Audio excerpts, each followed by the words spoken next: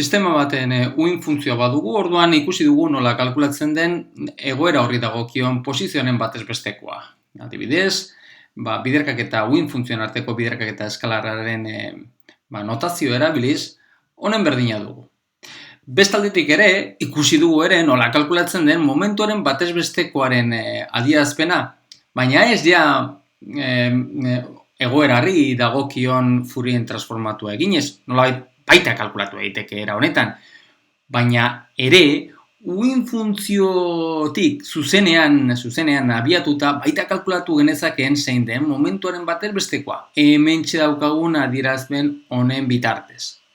Hori bai horretarako, eta hementxeagoan adierazpenak, eman digu nolabait momentuarekin lotutako eragile bat definitzeko aukera eman digu. Eta izatez horren arabera, eta hori dela eta orduan momentuarekin lotutako eragilea, hementxe daukagun ikurra honen bidez adierazten dugula, da -IH barra x-eko deribatu partziala genuela esaten ari ginen.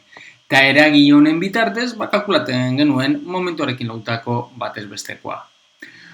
Gauza kontzeptu hau eragilearen kontzeptua baita, nolabait posizioari zabaldu diezaiokegu ere, kasu honetan errazagoa dugu, ze posizioarekin lotutako eragilea, berriro ikurra honekin adierazten duguna, posizioaren funtzioa bera dugu, beraz errazagoa dugu. Eta hori dela eta orduan, az gaitezke definitzen nolabait, beste magnitude fisikoekin lotutako eragileak aztertu ditzakegu. Eta adibidez, hartzen badugu partikulaekin lotutako energia potentziala magnitudea, non orokorrean bai posizioa, partikularen posizioa, eta denboraren funtzioan aldatu indaitekena, azken finean funtzio bat dugu, eta honi dagokion eragilea oso arraza dugu, esate baterako, kalkulatu nahi badugu zein den energia potentzialaren batez bestekoa, behintxe daukagun funtzioa bakarrik x eta teren funtzioan aldatzen denez, zuzenean, era honetan, posizioarekin gertatzen den bezala, era honetan kalkulatu indezakegu. Hori dela eta orduan, era horretan kalkulatzen denez, orduan posizioarekin gertatzen zitzaigun bezala dugu, eta kasu honetan ere, energia potentzialarekin lotutako eragilea, x eta funtzioan eta teren funtzioan dugu, dugu funtzioa bera. Energia potentzialaren funtzio bera dugu. Hau da, eragile bera hause dugu. Baina gauzak beste magnitude batzuetarako ez du izango horren erraza. Esate baterako, eta joaten bagara energia zinetikoaren kasuan, ze gertatzen da? Energia zinetikoa dugu P-karratu zati BM.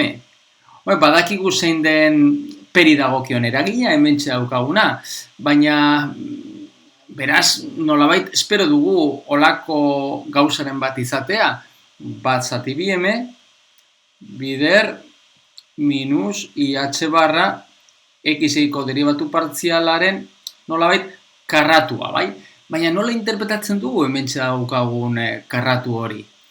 Hori nolabait interpretatzeko eta hori hobeto ulertzeko egitezakeguna da zuzenean aztertu zein den energia zinetikoaren batez bestekoari dagokion adierazpena. Hau da, momentuarekin egin genuen bezala. Beraz, hori egiten aztertzen bagara, gu badakigu nola kalkulatzen den energia zinetikoaren batez bestekoa. Azken finean dugu P karratu zati BM, honen batez bestekoa. Edo PH barra biderka dugunez, beraz, H barra K karraturen batez bestekoa zati BM. Beraz, honen batez bestekoa kalkulatu behar dugu. Guk Fourien transformatua erabiliz, guk badakigu nola kalkulatzen den magnitude hau. Beraz, H barra K karratu zati BM-ren batez bestekoa kalkulatzen badugu, horretarako erabili beharko dugu, erabili genezakeen, karekin lotutako dentsitate probabilitatea, eta hori dugu Fourierren, uin funtzioaren Fourierren transformatuaren moduen karratua izango genuken. Oda, momentuaren batez bestekoa kalkulatzeko egin genuaren berdina. Beraz, horretarako beharko dugu zein den, kalkulatu beharko dugu zein den uin funtzioari dagokion momentuaren transformatua, hementxe duguna. Hauze dugu betiko era, bai. Baina, era hause erabiliz, baita kalkula dezakegu, baita aztertu dezakegu momentuaren kasuan, egin genuen bezala, nola kalkulatu genezaken zuzenean. Uin funtziotik abiatuta, energia zinetikoaren batez bestekoa. Eta momentuarekin egin genuen bezala, nahiko erraza dugu. Hau izatez, ondorengo adierazpenen berdina dugu. Uin funtzioa, minus h barra karratu zati bi m, x-egiko derivatu partziala, bigarren derivatu partziala, bider psi. Honen bitartez kalkulatu genezake. Beraz, hori horrela bada, hau frogatzea oso erraza dugu, eta izatez, gomendatzen dizuet hau frogatzeko, izatez jarraitu behar diren urratsak dira momenturen batez bestekorako erabilitako pausu berdinak.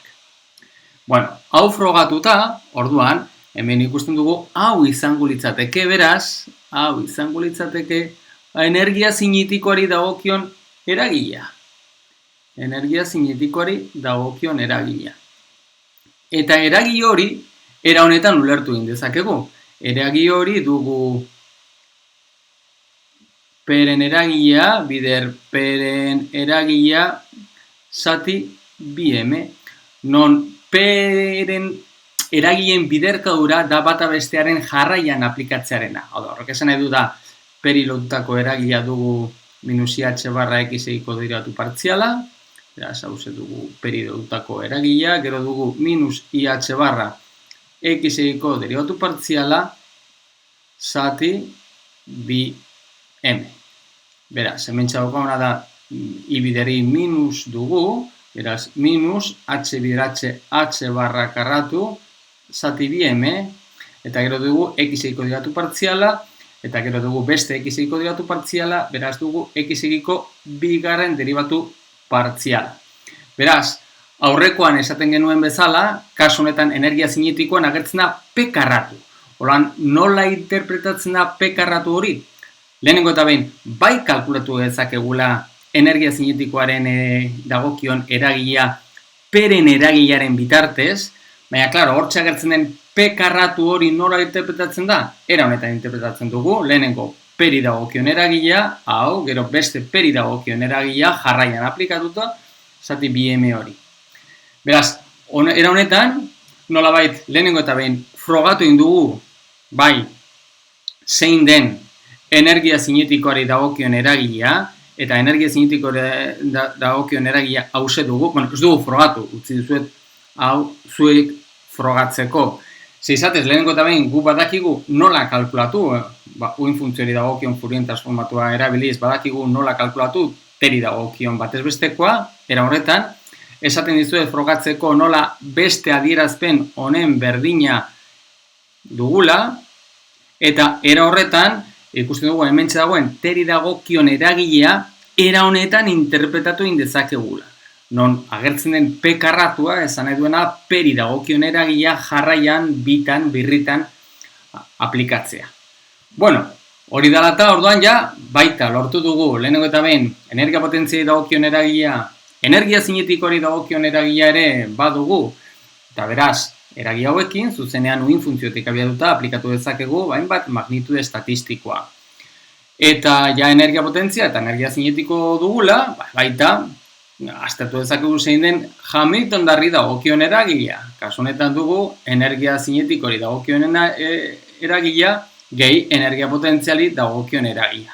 Bi hauek ezagutzen ditugunez, orduan, baita ezagutzen dugu, zein den Hamilton-darrari dagokion eragilea. Eta zuzenean jartzen bat dugu, dimentsio bakar batean dugu energia zinetikori dagokion eragilea, h barra hause dugu gehi energia potentziala. Eta ikusten baduzue, hementxe dagoen adierazpena, bai goratzen dituten nolabait, Schrödingeren ekuazioan agertzen den alde batean agertzen den adierazpenekin dago lotuta, bai? Bueno, izatez, badago, eta ikusiko dugu nola energia Schrödingeren ekuazioan dagoen eskerreko aldea Hamilton-darren eragilea dugula. Bueno, orduan, hemen ikusi duguna izan da, hainbat magnitude fisiko batekin lotuta ditugula eragileak. Eta magnitude fisikoekin lotutako eragileak deitzen dira, behagarriak deitzen dira. Zatez, hauei, deitzen ditu behagarriak deitzen dira. Behagarriak. Printzipioz beltza genezaken, orduan edozein eragile bat izan daiteke magnitude fisikoren edozein eragile bat izan daiteke magnitude fisikoren baten behagarriak? Ez. Edozein eragileak ez dira nolabait onargarriak. Behagarri bat izateko, oda magnitude fisiko batekin lotutako behagarriren bat izateko, beriztasun batzuk, ezaugarri batzuk bete behar ditu. Adibidez, horien artean dugu, behagarri hori, ikusiko dugun bezala, hermitiko izan behar da. Eta hermitiko izateak baditu bere ondorioak. Hori bai, ez dut behar dugu zezen eduen hermitikoak eta bat. Orduan behagarriak bai betetzen dituela, halako behagarrik izateko halako ezaugarri batzuk betetzen ditu. Eta ondoren aztertuko ditugu zeintzuk izan behar diren halako ezaugarri horiek eta ezaugarri horiek dituen ondorioak ere.